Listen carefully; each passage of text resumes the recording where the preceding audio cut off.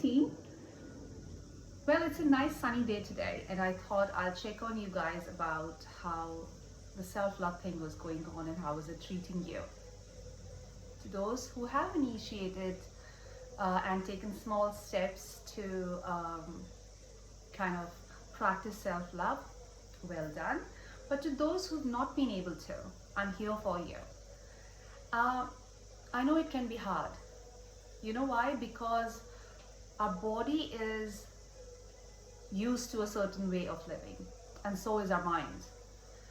And sometimes when we don't include our bodies in the changes we are intending to make, it can take a bit longer than we desire to. So, and also sometimes the monkey brain, the monkey mind comes into play and will tell you 100 stories why you shouldn't, why it has never helped in the past when you tried, and why it will not now. Well, my name is Shruti. I am a Theta healer, a primary school teacher, a tarot card reader, and somebody who loves to share her thoughts out loud, just so that I can make a little bit of difference to your beautiful lives. So what if we included our body in manifesting self-love? And when it is about manifesting, you guys should know that manifestation does not just happen magically on its own. While the power of intent is about 80%, 20% action needs to be taken. You need to choose. And if you really don't know, if you don't have the clarity on what to choose, you can just ask the universe. Say you want to manifest money. You could go, well, I choose to manifest a lot of money today with ease, joy, and glory. Universe, show me how. And universe will give you ideas, where you'll meet people, and you'll probably not spend those extra $6.50 on a cup of coffee. That is money saved, and that is added to your abundance. Well, so 80% power of intent minus the fear and the apprehension, and 20% action. That's that. Number two is when our monkey brain comes into play, there is a way of putting it to rest. And our monkey brain comes into play because, you know, we have so many stories, so many past experiences that we, even before we intend starting something new, that monkey brain or that past story will kind of tell you that, oh, it is going to end up that way. I cancel that thought, but it does happen that way. You create those stories.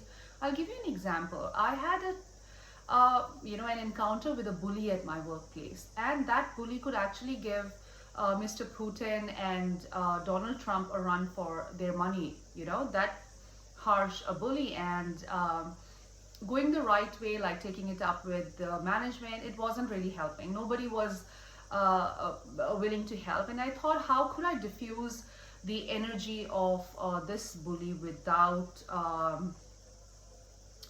harming that bully or myself in the process. And in Access Consciousness, we practice the statement which basically neutralizes the sickness in humanity, the sickness that exists in this humanity. And when I'm talking of sickness, it is, you know, bullish sort of behavior, manipulation, taking other people for granted, or you know, exploiting other people's vulnerability. All of these things come out of sick minds.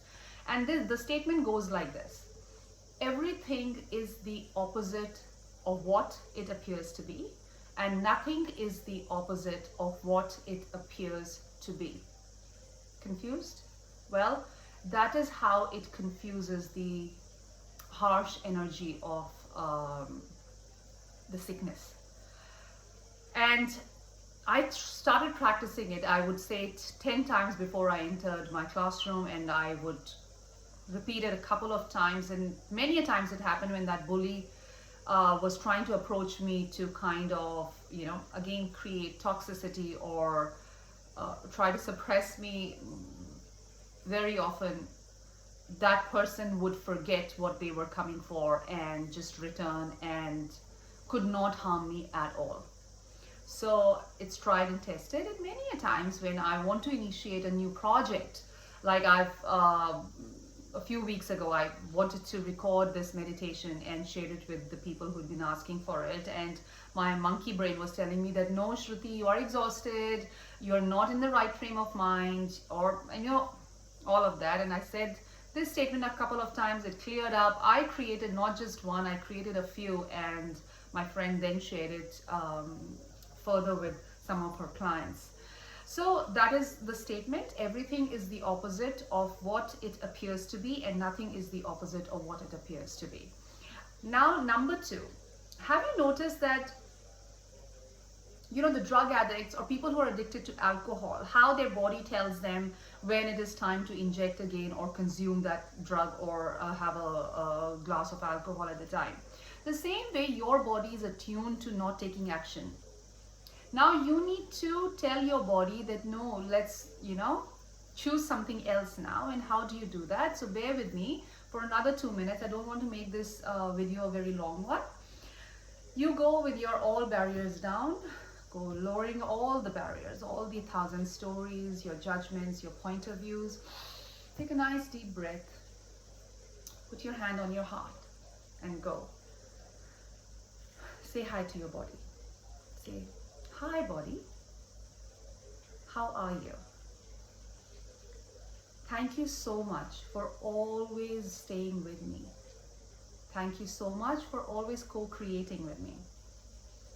If I haven't thanked you or acknowledged you in the past, I'm doing that now. It would not have been possible without you. Hey body, I really don't know how to feel safe in a relationship, how to stay protected in a relationship. I really don't know how to not react to triggers of drama and trauma. Please show me. Body, I will not leave you alone. So what is it that you and I can both choose that will allow us to invite fuckloads of love, so to say, lots of orgasms, lots of joy, lots of abundance, financial abundance, abundance of happiness and health? What is it that we could choose together that would generate and create that in our lives? Please show me now. Thank you so much, body. You and I are going to stay together forever. Now, once you have shared that and you have your body on board with you in this choice that you're making, it can show up in any form. It can show up in the form of a cup of coffee. It can also show up in, in the form of like you are adopting a new skincare routine, or, you decided to take a much longer shower. It's not linear. It just shows up in different ways. It can show up as, you're motivated to give a call to that friend you really felt comfortable with once upon a time. So give it a go. Self-love is important. And self-love is the key to abundance. And when I use the word orgasm, while it is always related with the sexual experience, it's not really that. That peak of joy and happiness that you feel when you have the physical orgasm, you want to feel that way every single moment of your life. While having a conversation with someone, while having that cup of coffee or your lunch or your dinner. So universe, show me what food can bring me that orgasm, what sip of water or maybe that swim in the water can help generate and create that. So please give it a go and stay tuned, because I am going to record a meditation to heal our hearts and prepare us for that ultimate love we all have been hoping for. Thank you so much and all the best.